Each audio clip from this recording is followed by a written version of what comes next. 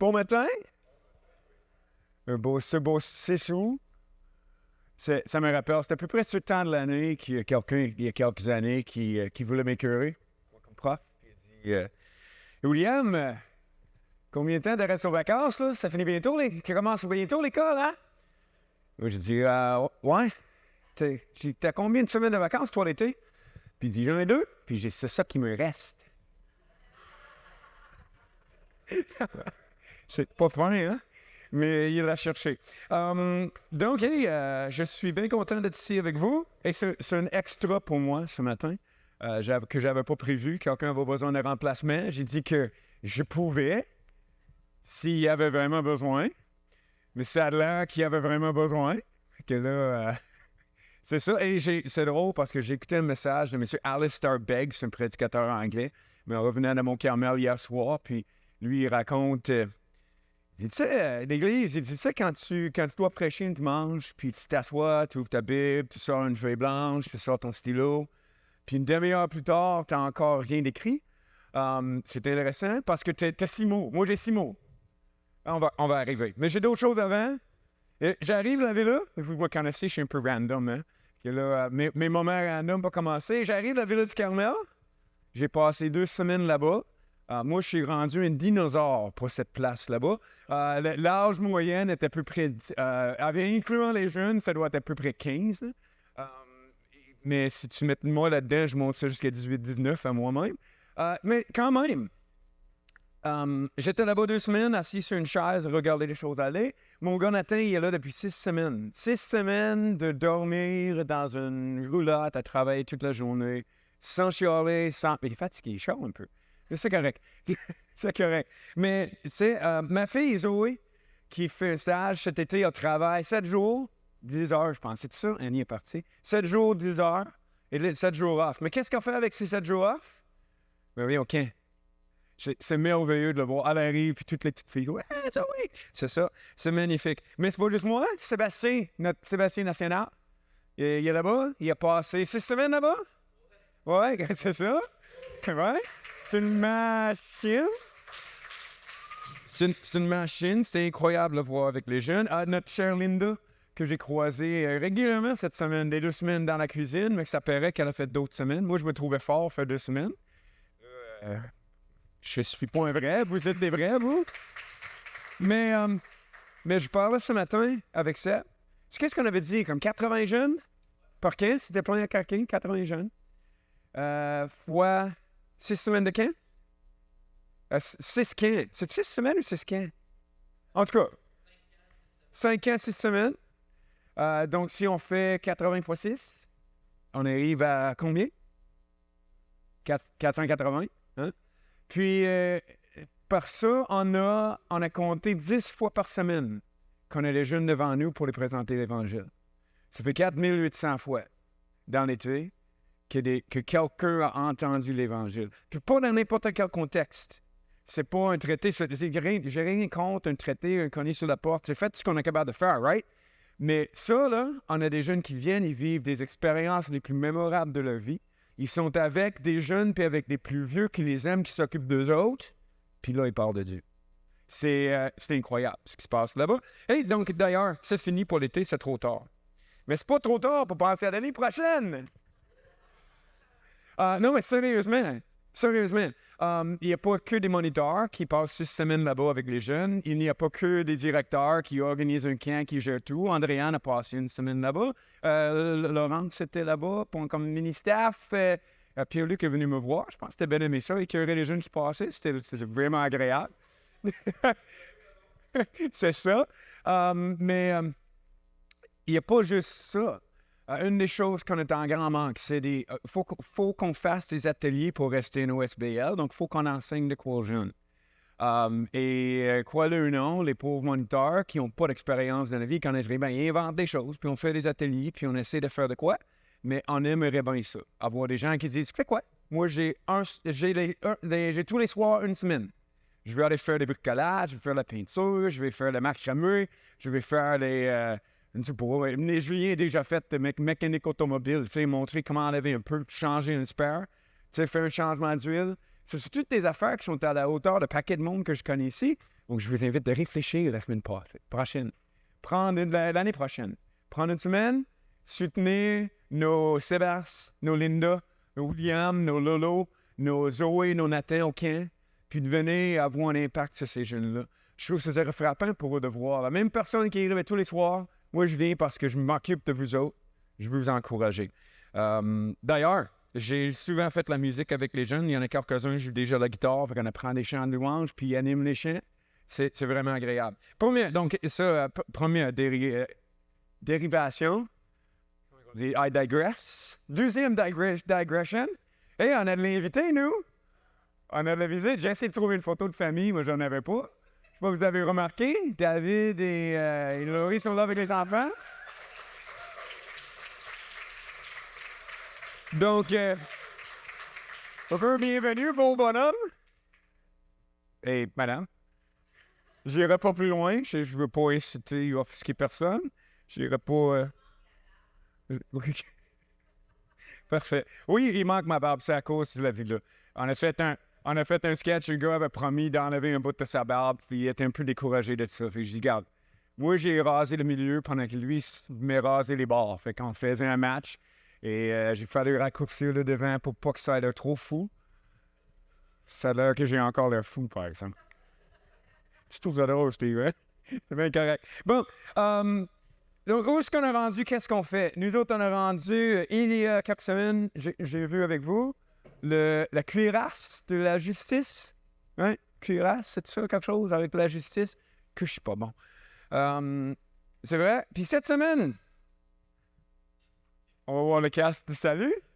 C'est là qu'on a rendu. Mais c'est pas vraiment comme ça, le casque de salut. C'est fait un peu chaud là-dedans. Le casque de salut aurait l'air un petit peu plus comme ça, hein? Les beaux, belles casques romains. On voit bien protégé avec tout le métal et toutes les choses. Un peu intimidant, même, je dirais. Je trouve que c'est très intéressant. Mais avant de lancer là-dedans, moi, j'ai le goût de vous lire un texte biblique parce que ça va avoir rapport avec ce matin. Puis à place de vous lire juste un verset, je vous lis un chapitre. Vous acceptez? Ben, même si vous acceptez pas, je le fais pareil. Ça sera l'heure d'aller prendre un café. OK? Donc, si vous voulez, si vous avez vos Bibles avec vous, Ésaïe 59. OK? Moi, je lis dans la version de la Colombe. Si vous ne savez pas, ben, la Bible n'a pas été écrite en français. C'était en anglais, la langue du ciel. Non, c'est pas vrai, pas vrai. C'était en grec hébreu, araméen, des affaires. Puis là, je suis en train de niaiser après des choses. Arrête, Will. Donc, et c'est traduit. Fait que moi, j'ai eu une traduction. Quand on traduit des fois, là, c'est pas précis, hein, puis on peut avoir différentes priorités dans la façon de dire. C'est pour ça qu'il y a plein de versions en français. Moi, je vais lire dans celle qui s'appelle la Colombe. OK? Ésaïe 59, qui dit cela. Non, la main de l'Éternel n'est pas devenue trop courte pour sauver, ni son oreille trop dure pour entendre. Mais ce sont vos fautes qui mettaient une séparation entre vous et votre Dieu. Ce sont vos péchés qui vous cachaient sa face et l'empêchaient de vous écouter. Car vos mains sont souillées de sang et vos doigts de faute, vos lèvres profèrent le mensonge, votre langue murmure des perversités. Nul ne porte plainte avec justice. Nul n'entre en jugement avec fidélité. Ils se fient à du vide et disent des non-sens. Ils conçoivent l'oppression et enfantent l'injustice. Ils font éclore des œufs d'aspic et tissent des toiles d'araignée. Celui qui mange les œufs en meurt. Et s'il en l'ombrise un, il en éclot un cobra. Leurs toiles ne servent pas à faire vêtements et ils ne peuvent se couvrir de leur ouvrage. Leurs œuvres sont des œuvres d'injustice et des actes de violence sont dans leurs mains. Leurs pieds courent au mal. Ils ont hâte de répandre le sang innocent. Leurs pensées sont des pensées d'injustice. Le ravage et la ruine sont sur leur route. Ils ne connaissent pas le chemin de la paix et ils n'ont point de droit sur leur trace. Ils se font des sentiers tortueux. Quiconque y marche ne connaît pas la paix. C'est pourquoi le droit reste loin de nous et la justice ne nous atteint pas. Nous espérions la lumière et voici les ténèbres, la clarté et nous marchons dans l'obscurité. Nous tâtonnons comme des aveugles le long d'un mur. Nous tâtonnons comme ceux qui n'ont pas leurs yeux. Nous trébuchons au milieu du jour comme au crépuscule. Au milieu de l'abondance, nous ressemblons à des morts. Nous grognons tous comme des ours. Nous murmurons sans arrêt comme des colombes. Nous espérions le droit, mais rien. Le salut, mais il est loin de nous. Car nos crimes sont nombreux devant toi, et nos péchés témoignent contre nous. Nos crimes sont avec nous, et nous connaissons nos fautes. Crimes et tromperie envers l'Éternel, écart loin de notre Dieu. Paroles de violence et de rébellion, paroles de mensonges conçus et murmurés dans le cœur, de sorte que le droit a été repoussé et que la justice s'est éloignée. Car la vérité trébuche sur le passe public et la droiture ne peut approcher. La vérité a disparu et celui qui s'enlègne du mal se fait piller. L'Éternel voit et trouve mauvais que le droit n'existe plus. Il voit qu'il n'est pas un homme. Il est désolé de ce que personne n'intercède. Alors son bras lui vient en aide et sa justice lui sert d'appui. Il se revêt de la justice comme d'une cuirasse. Il se met sur sa tête le casque du salut. Il se revêt de vêtements de vengeance en guise de tunique et s'enveloppe de la jalousie comme d'un manteau. Il rendra à chacun la rétribution qu'il mérite, la fureur à ses adversaires, à ses ennemis ceux qu'il mérite, aux îles la rétribution qu'elle mérite. On craindra le nom de l'Éternel depuis l'Occident et sa gloire depuis le soleil levant. Quand l'adversaire viendra comme un fleuve, l'Esprit de l'Éternel le mettra en fuite. Un Rédempteur vient pour Sion, pour ceux de Jacob qui se détournent de leur crime, oracle de l'Éternel. Quant à moi, voici mon alliance avec eux, dit l'Éternel. Mon esprit qui repose sur toi et mes paroles que j'ai mises dans ta bouche ne se retireront pas de ta bouche, ni de la bouche de tes enfants, ni de la bouche des enfants de tes enfants, dit l'Éternel, dès maintenant et à toujours. Que l'Éternel bénisse la lecture de sa parole. Seigneur, aide-nous à saisir qu'est-ce que c'est ce casque du salut. Aide-nous à savoir comment le prendre et le mettre, comment le porter à tous les jours. Donne-nous cette sagesse. Mais Seigneur, nous ne sommes pas aucunement à la hauteur. Le péché qui nous habite toujours nous empêche de voir. Et on a besoin toujours de l'œuvre de ton Saint-Esprit pour nous éclairer. Fait que du plus vieux,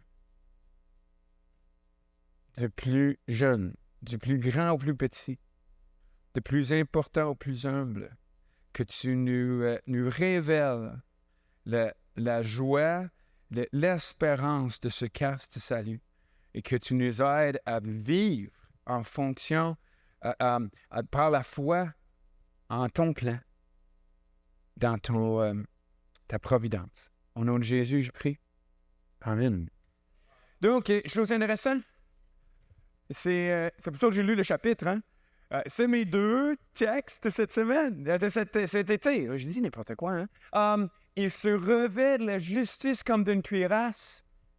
Il met sur sa tête le casque du salut. Patrice, la semaine passée, a mentionné, cette semaine passée, hein? En mentionnant en passant, tu vois ce que je m'en vais, que la Bible, drôlement, fait un lien entre les qualités divines qui sont attribuées aux chrétiens. Drôlement, Dieu ici, qui va mettre la justice comme cuirasse et le casque du salut, bien, Dieu les porte et nous sommes appelés à les mettre nous aussi, parce que ce sont des armes que Dieu nous a données. C'est quand même particulier, je trouve, de vivre dans cette chose de la divination de l'homme. Tu sais, c'est pas l'homme ne deviendra pas Dieu, là, c'est pas ça, mais on va partager la nature divine, on va arriver à quelque chose de particulier. Là. C'est quand même une certaine gloire pour nous qui sommes fragiles, faits de chair. Nous qui sommes pas juste faits de chair et fragiles, mais pécheurs, sales, détruits et morts. Que Dieu va partager avec nous non seulement sa vie, mais ses vêtements, ses attributs, ceux qui sont communicables. C'est vrai, David, communicable? Tu dis juste oui, tu es comme Non, mais quand même, je trouve ça particulier. Donc ça, c'est le premier point. Qu'est-ce qu'on va faire avec ça? J'ai aucune idée. Je trouve ça juste fascinant et intéressant de penser cette unité avec Christ. Tu sais, en Christ, nous sommes quelque chose. Je ne suis pas en moi, je ne le ressens pas. Mais la Bible le dit, puis je t'ai invité à entrer là-dedans, dans cette unité avec Dieu. Union, c'est ça le mot que je cherche, union avec Dieu. Deuxième chose que je veux voir avec vous, c'est un texte parallèle qui se trouve en 1 Thessaloniciens 5.8. Je trouve ça quand même fascinant encore là, que les deux mêmes choses sortent un peu. Premièrement, la cuirasse, pas ici de la justice, mais de la foi et de l'amour. Et si j'avais été plus brillant, j'aurais trouvé ce verset-là il y a 3 semaines, puis je vous en aurais parlé de ça. Mais on dirait qu'il y a un lien entre la justice puis la foi et l'amour. Je dirais peut-être la justice, mais qu'on reçoit par la foi en Jésus-Christ, qui nous a transmis. Le mot biblique est imputé. C'est comme si on efface, puis on le donne, sans aucun mérite. Puis on dirait qu'il y a une question de foi, donc profession, puis d'amour, d'action. Donc on peut nous revêtir la cuirasse de la justice, en croyant ce que Dieu nous a dit, qui nous a rendus justes avec le Christ. Puis on peut avoir l'assurance qu'on a reçue quand notre vie grandit dans la ressemblance au Christ, par l'amour que nous avons les uns pour les autres. Mais ça, I digress. Encore une fois, je suis en train de me promener sur plein de sujets. J'arrive à mon point principal, qui sera le casque. Ici, pas juste le casque du salut, mais le casque de l'espérance du salut. Je pense que ça nous aide à comprendre qu'est-ce que les 6 mots en Éphésiens disent. C'est prenez aussi le casque du salut, qui ne me donne pas grand-chose sur lequel travailler, et ajoute au moins 2 mots. Fait que là, je suis rendu à vite. Ça me permet de faire un petit peu plus long. Comme si c'est ce qui est important pour vous. Mais carte de l'espérance du salut. Là, j'aimerais ça vous parler de ce mot espérance. OK? Parce que c'est une drôle de mot qu'on peut prendre dans plein de sens. OK? Qu'il faut prendre de la bonne façon. Donc, moi, je pense à mes enfants quand ils étaient jeunes, qui arrivaient avant Noël. Puis là, ils faisaient le liste, puis il y avait un paquet de choses. Puis là, ils mettaient tout dans l'ordre. Puis là, ils effaçaient les noms, puis ils rechangeaient, puis ils effaçaient des choses, puis ils changeaient pour d'autres. Mais tout le long, il était comme, j'espère que je vais avoir le Barbie. Je ne sais pas, Barbie, c'est hot dans ces temps-ci avec le film. Ou encore la bombe nucléaire. On peut aller avec une des deux. Mais j'espère. On ne sait pas qu'est-ce qui va arriver. Il va y avoir de quoi, là. Peut-être même pas. Peut-être que j'ai été tannant puis je vais avoir un petit morceau de charbon. Right? Mais, tu sais, on espère. Moi, je ne suis pas certain que c'est de ça que ça parle ici. Je pense pas que nous sommes appelés par Dieu à mettre un casque d'espérer que peut-être un jour. Tu sais, ça va peut-être être autre chose. Il va falloir que je me satisfais. Je pense pas que c'est ça que Dieu nous appelle. Je ne sais pas si vous reconnaissez la référence. C'est Le Seigneur des Anneaux, le deuxième film des 2 tours. Et c'est la scène, c'est ils sont à Helm's Deep, ils sont en train de se faire attaquer par une armée incroyable. C'est sûr qu'ils vont se faire détruire. Puis, moi, je me souviens, j'ai lu les livres, je connais l'histoire. Mais quand c'était arrivé dans les films, là, Gandalf arrive sur son cheval blanc, puis il vient avec les hommes, là. Mais c'est pas supposé être une surprise. Il l'avait dit. Gandalf avait dit à Aragorn, je sais pas comment on dit en français, peu importe, il dit « Attendez ma venue aux premières lueurs du 5e jour. À l'aube, regardez à l'est. » Ça, c'est l'espérance qu'on parle. On imagine Aragorn avec Legolas, avec Gimli contre le mort, puis ils font... Mais c'est pas drôle, là. Il n'y a rien de drôle dans la guerre qu'ils sont en train de faire. C'est vague après vague de méchants qui arrivent. Eux autres sont pris, piégés dans leur forteresse. C'est en train de se faire détruire. Un bout par bout, là, ils rentrent. Attendez ma venue. Aux premières lueurs du 5e jour. À l'aube, regardez à l'est, puis il devait y penser. Ah, si je peux juste tenir la nuit, ça va arriver. Ça, c'est un film, je trouve, c'est puissant comme image. Moi, j'aime ça, des choses un petit peu plus personnelles aussi. Ça, c'est mon papa. C'est une photo d'il y a peut-être 10 ans. Puis, ça n'a pas rapport, la bouteille de vin puis les fleurs. C'est le meilleur que je pouvais trouver comme photo. D'ailleurs, je vous suggère fortement, prenez des photos, là, parce que c'est le fun de les avoir. Puis quand c'est trop tard, c'est trop tard. Mais ça, I digress, tu sais. Revenons à nos moutons. J'ai souvent utilisé cet exemple-là pour l'espérance. Admettons que je tombe dans le trouble financièrement. J'ai une facture qui rentre, il faut que ça se paye. Sinon, je sais pas trop. Mais moi, qui j'appelle? Mon père, je sais qu'il a tous les moyens. Je sais qu'il m'aime. Je sais qu'il veut mon bien. Je sais qu'il va m'aider. C'est même pas cette espérance-là. C'est que j'appelle mon père, puis j'ai papa, j'ai besoin de... T'es-tu capable? Puis lui, il dit, ça sent bien. Tu peux compter sur moi. Comment je dors la nuit? Je m'inquiète-tu? J'ai-tu le même... Tu sais, oui, le problème est encore là, mais j'ai l'espérance. Ça s'en vient. C'est assuré. C'est sûr, sûr, sûr. C'est ça le genre d'espérance, je pense, que Dieu veut qu'on ait. Quand Paul écrit « Mettez le casque du salut », c'est l'aide s'en vient. Quand l'offre arrive, comme il avait promis, un wizard is never late. C'est un sorcier, c'est ça qu'ils disent en français? Un sorcier n'est jamais en retard. Tu sais, il arrive précisément quand il le prévoit. Tu sais, et mon papa n'a jamais failli. Il n'a jamais failli. C'est tout ce que j'avais besoin, tout ce qu'il m'avait dit qu'il ferait. Tiens bon. Tiens bon jusqu'à ce moment-là, parce que ça s'en vient. Il y a de quoi de garantie qui s'en vient pour nous. Mais qu'est-ce qui est garanti? Qu'est-ce qui s'en vient? Là, ce que j'aimerais voir avec vous, c'est les 3 temps de verbe du salut. OK? The three tenses of salvation. Vous êtes prêts? On se lance là-dedans.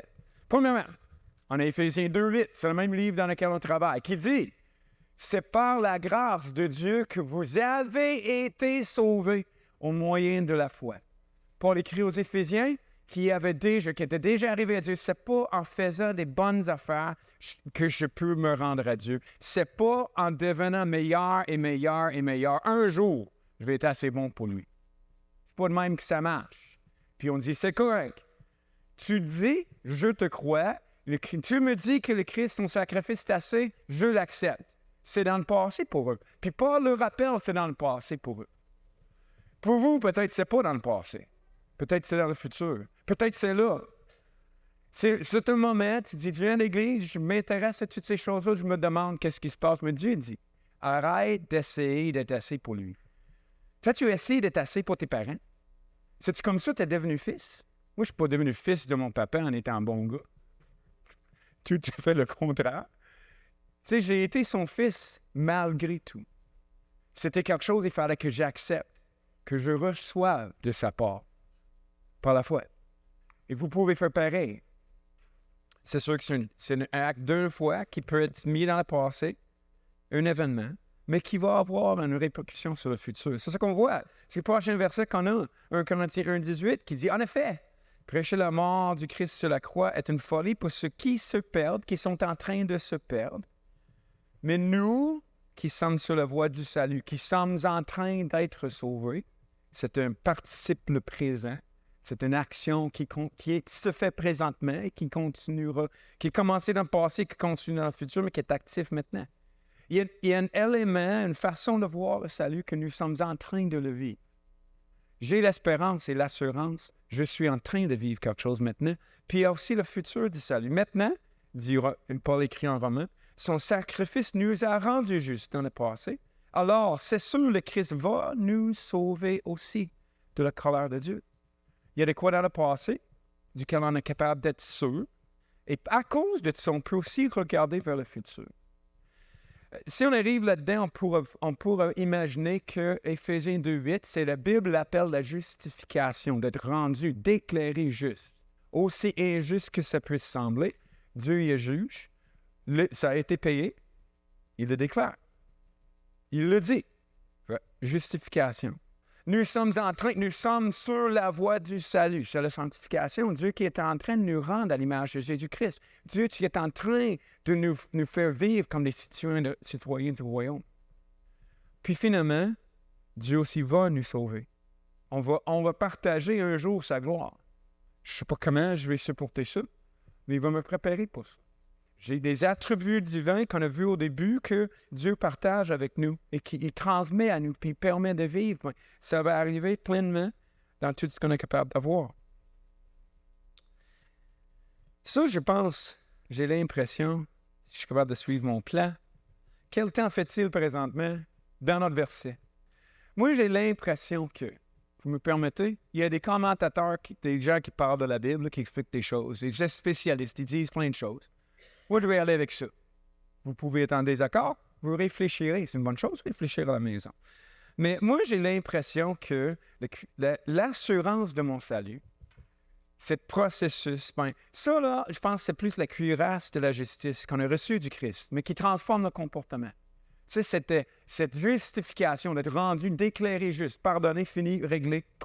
C'est la date de l'adoption que Dieu a faite, acte d'une fois.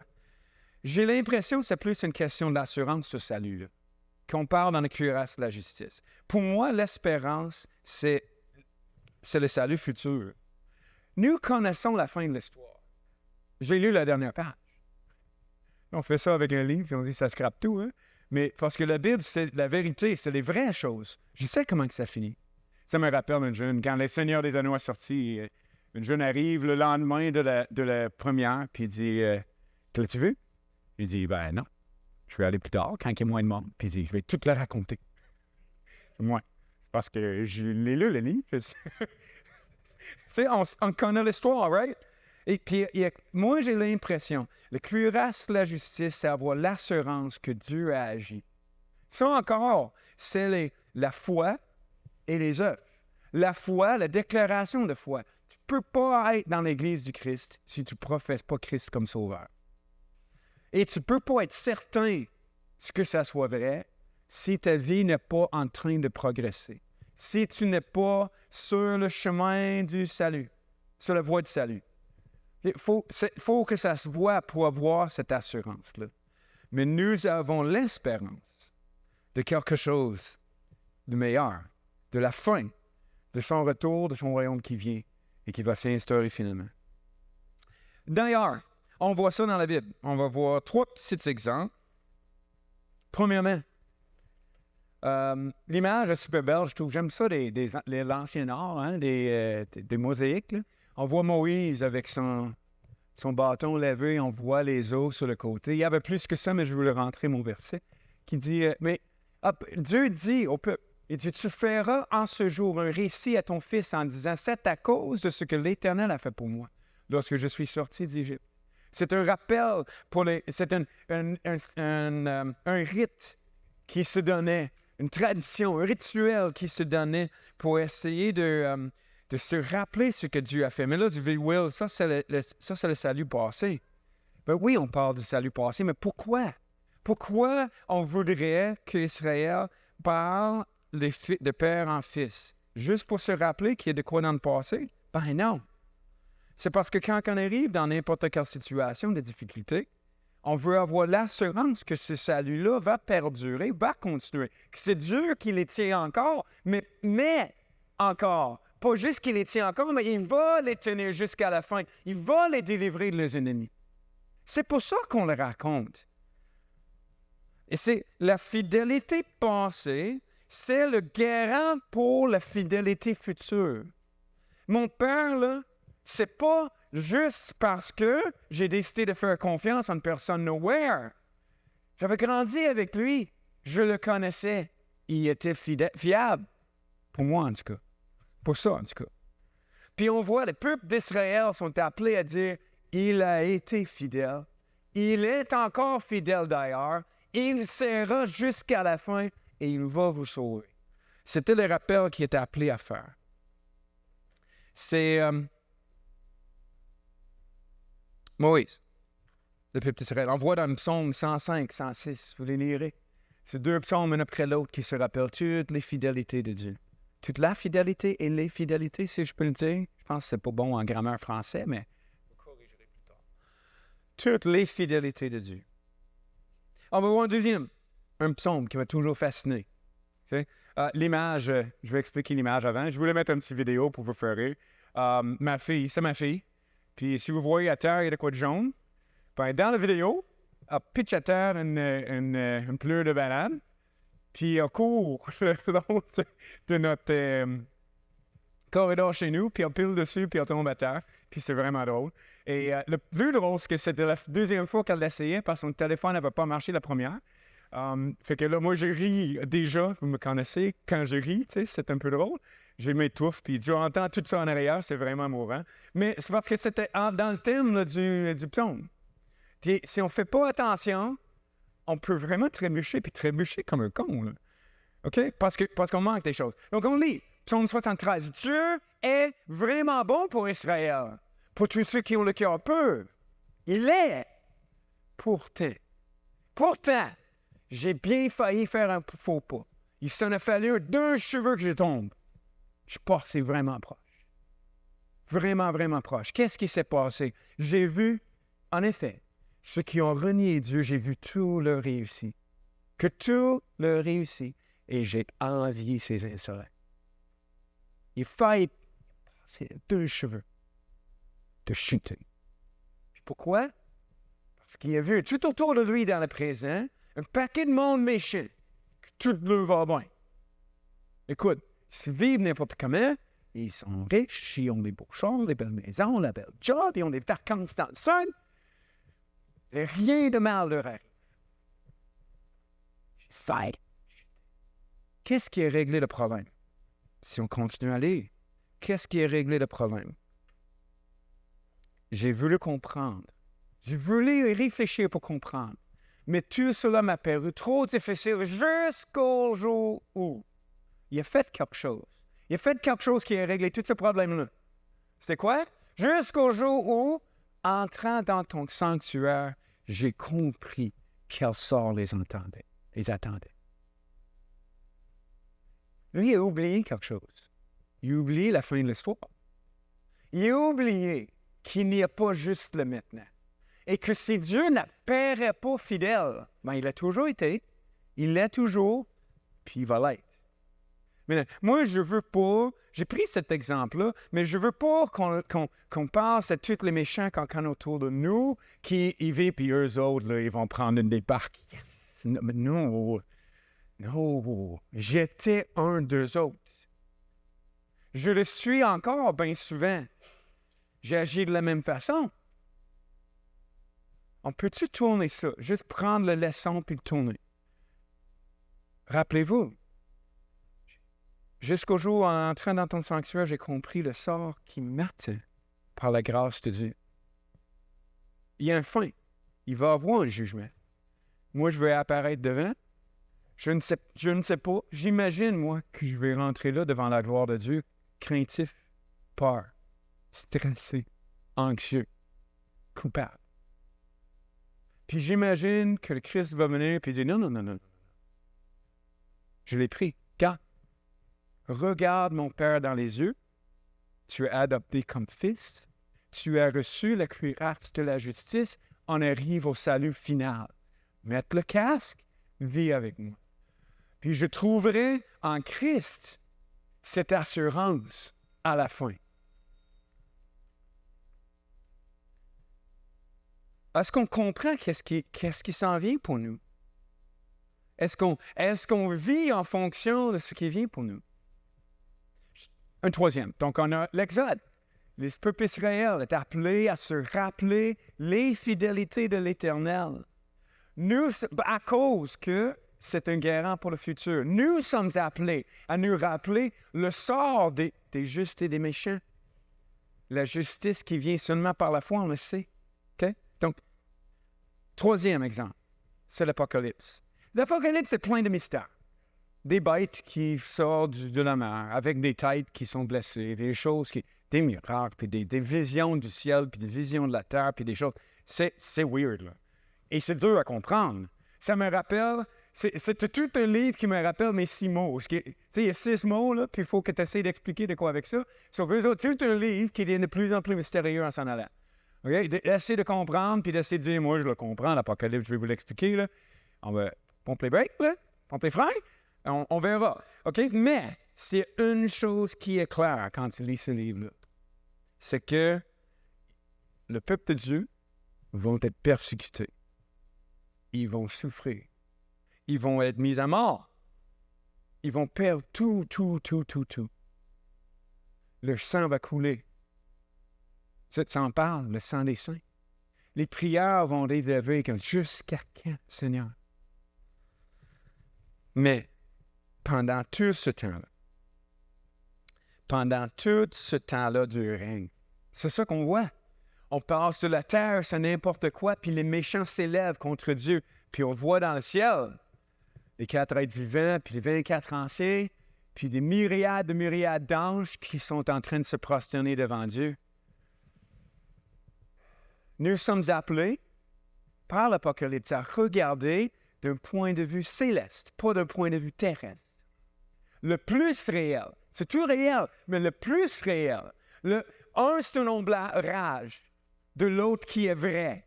Lequel qui est vrai? Nous autres, en attendant, je pense à regarder notre monde, puis de ça, c'est vrai, puis le ciel, c'est comme des embrases. Mais non. Le vrai, c'est l'éternité, c'est le trône de Dieu. Le vrai. Tout ça, c'est un ombrage, c'est un jeu, c'est un petit film, c'est un modèle, c'est un exemple. On joue avec des Legos ici. La réalité s'en vient, puis c'est ailleurs. Puis l'Apocalypse nous appelle à ça. Que tout le long des souffrances des saints, tout le temps que le méchant semble gagner, semble prospérer, Dieu règne. Mais c'est pas tout. Il est victorieux, puis il va l'être. Puis il vient. Puis la justice sera faite. Puis on va régner avec lui. Encore, je sens le besoin de dire, c'est pas un nous contre eux. J'étais d'eux. Je ne suis qu'un mendiant qui dit à d'autres mendiants où trouver du pain. Je ne juge, je ne condamne pas personne. C'est pas ça le but. J'invite tout le monde à venir. Tous qui viennent à moi seront sauvés. Viens à Christ, pas moi. Viens à Christ, viens à Jésus, viens à ce salut. Embarque dans cette histoire. Ça m'amène à la question, OK, ben, qu'est-ce qu'on fait avec ça? On met ce casque-là comment? OK? Première chose, je veux vous dire, ça, je trouve ça magnifique comme image. J'aurais dû le mettre sur 2 pages. Ça, croyez-le ou non, c'est 2 perspectives différentes de la même chose. C'est un monument qui a été fait pour Nelson Mandela dans l'Afrique du Sud. Puis quand tu te places de côté, tout ce que tu vois, c'est des genres de bizarres, de poteaux là, en plein de forme qui montent. Mais quand tu marches puis tu arrives devant, tout ça vient ensemble puis fait la figure, la forme. On ne peut pas le voir de n'importe où. Tu ne peux pas le placer n'importe où puis voir cette image-là. C'est pas comme une image dans un livre, tu l'amènes avec toi puis tu montes ton monde. C'est pas ça. Faut que tu prennes la bonne perspective pour pouvoir le voir. Faut que tu te places à la bonne place puis tu regardes dans la bonne direction. Ça, c'est mettre le casque de salut. C'est de prendre la bonne perspective. Je vais juste faire une distinction, deux choses. Je trouve intéressant. J'ai vu un livre, L'Évangile explicite de Matt Chandler, qui parle de 2 différentes façons de voir le salut. 1, on a Dieu en haut, l'homme, Christ est la réponse. Ça, c'est mon salut individuel. Dieu est saint. Je ne le suis pas, je suis pécheur, perdu.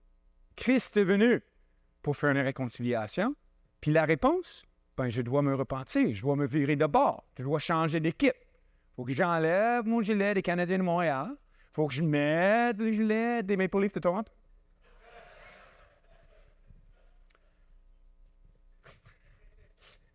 Bien l'effort.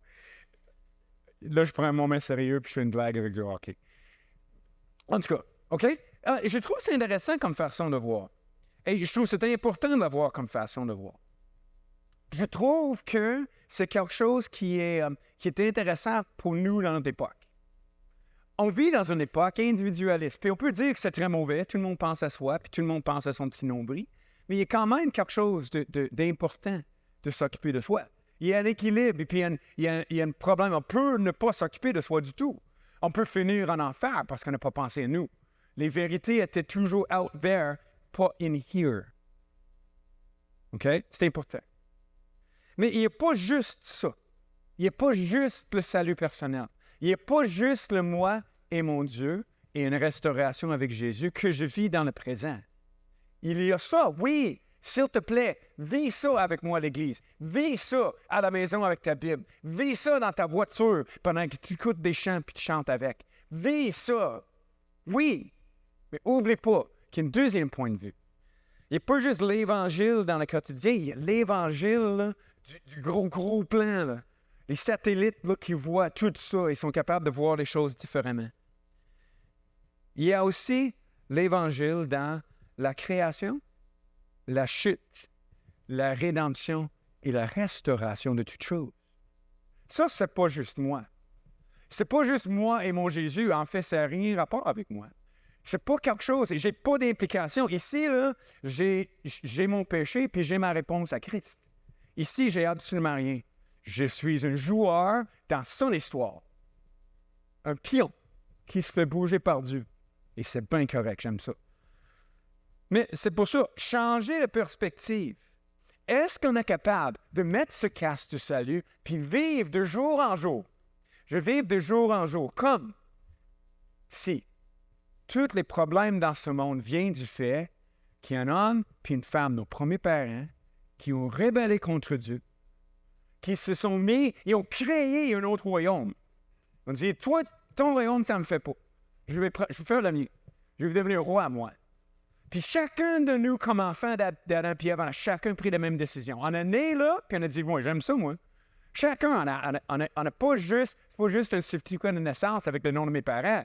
C'est que moi, j'ai ma carte de membre que j'ai acceptée dans ce royaume-là. Puis on peut-tu avouer que tous les problèmes dans le monde, c'est ça? La maladie, la détresse, c'est à cause du péché. Le divorce, puis les problèmes, les abus familiaux, c'est à cause du péché. La pauvreté dans le monde, c'est à cause du péché. Que le malheur qu'on peut vivre à l'intérieur, c'est à cause du péché. Je suis avec ma femme, avec mes enfants. À cause du péché, la mort de mon papa, c'est à cause du péché. Je peux-tu me mettre dans cette histoire-là? Mettre le casque qui salue, parce que je regarde au bout. Moi, je commence au début pour arriver à l'autre bout.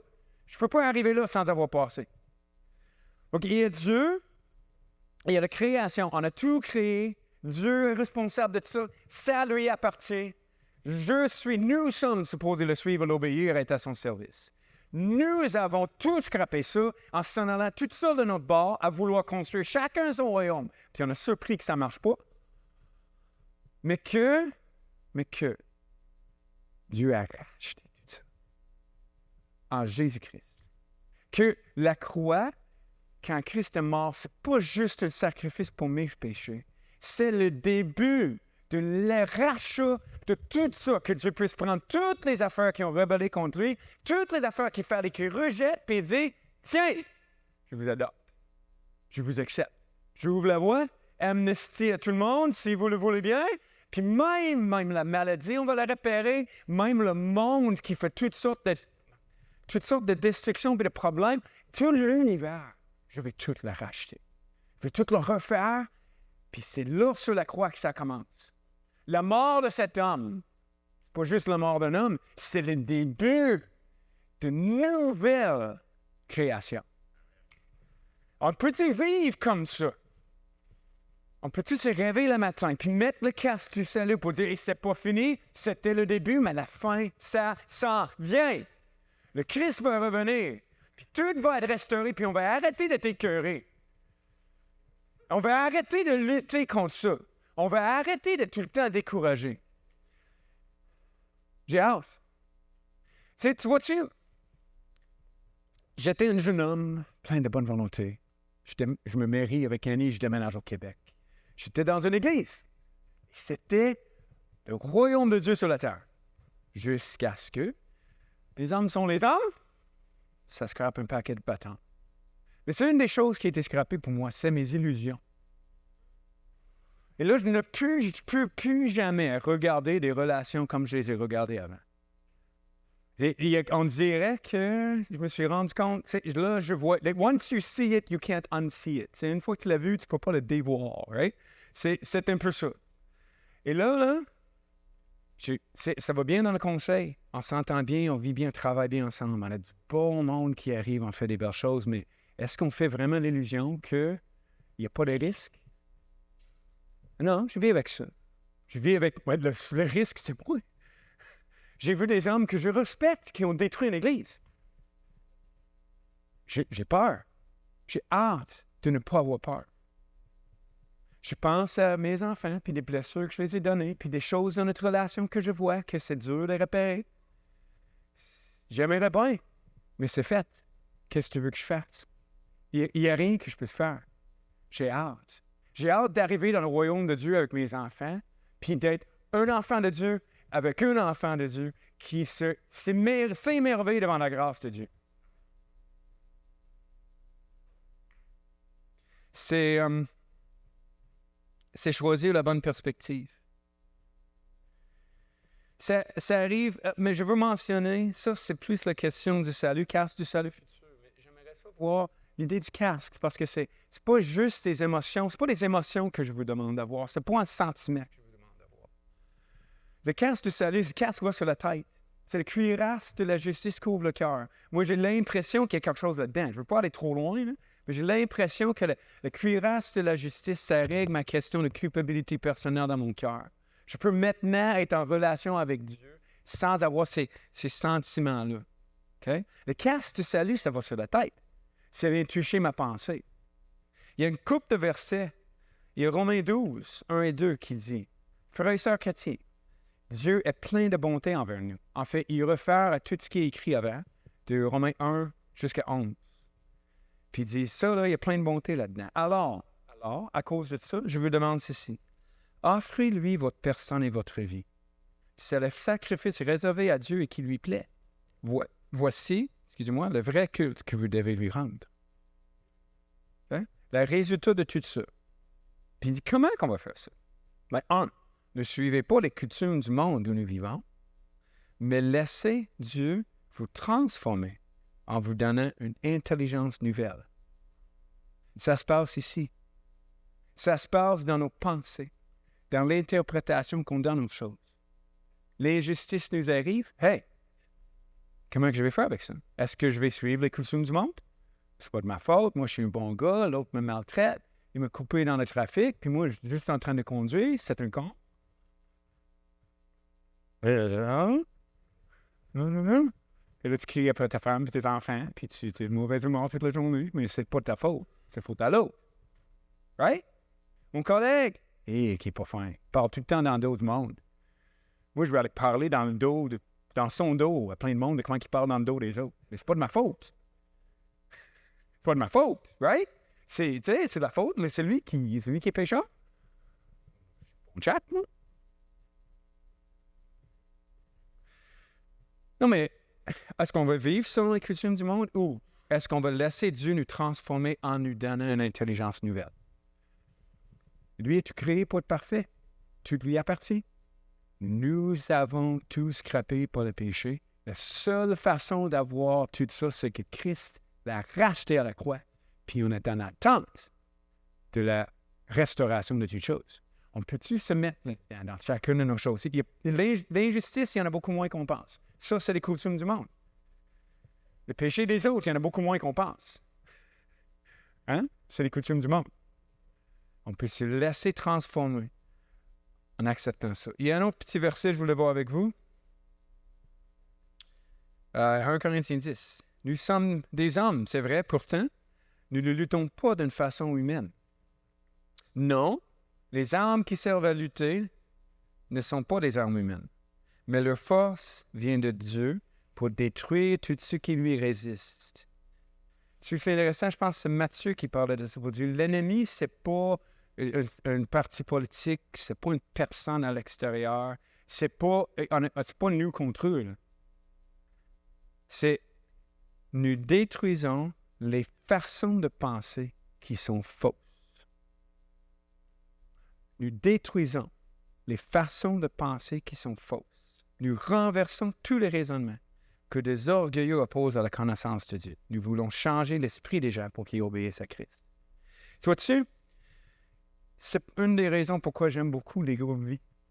C'est que j'ai du contact avec des gens qui sont capables de voir mes raisonnements, qui sont capables de m'aider à les détruire. Quand je vis tout seul dans mon coin avec ma Bible, j'ai tendance à virer dans mes mêmes affaires. Tu sais, la voix de Dieu, ça ne vient pas juste de la Bible. Ça vient aussi des frères et des sœurs. Et les frères et les sœurs, ce n'est pas juste le pasteur en avant qui prêche. C'est de mon frère, ma sœur qui sont avec moi, qui m'avertissent. Je vous invite à vous mettre dans une communauté, ce que ça pourra se faire. Et j'aimerais ça pour arriver à la fin. J'ai un seul point d'application, c'est de renverser des raisonnements, penser selon la vérité. Prenez, je peux le trouver vite, prenez la bonne perspective.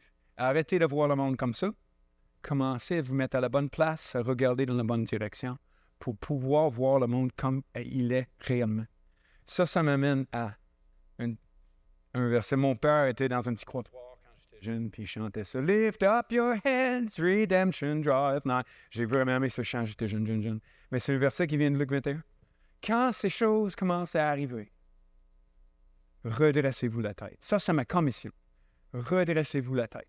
On a tendance à se regarder le nombril, à penser à nos problèmes et nos affaires. On a tendance à penser à notre petit royaume. Mais Jésus nous appelle ici. Redressez-vous et levez vos têtes. La bénédiction, c'est votre délivrance s'approche. Dieu, homme, Christ réponse oui. Mais la création, la chute, la rédemption et la restauration de toutes choses. Donc, que Dieu vous bénisse cette semaine. Qu'il vous aide du matin jusqu'au soir dans toutes vos relations que vous avez, que ce soit avec des chrétiens, des croyants ou non. Que Dieu vous aide à vivre avec le casque du salut en se rappelant que le salut s'en vient. Redressez-vous et levez vos têtes. Votre rédemption arrive. Votre délivrance arrive. Bonne semaine.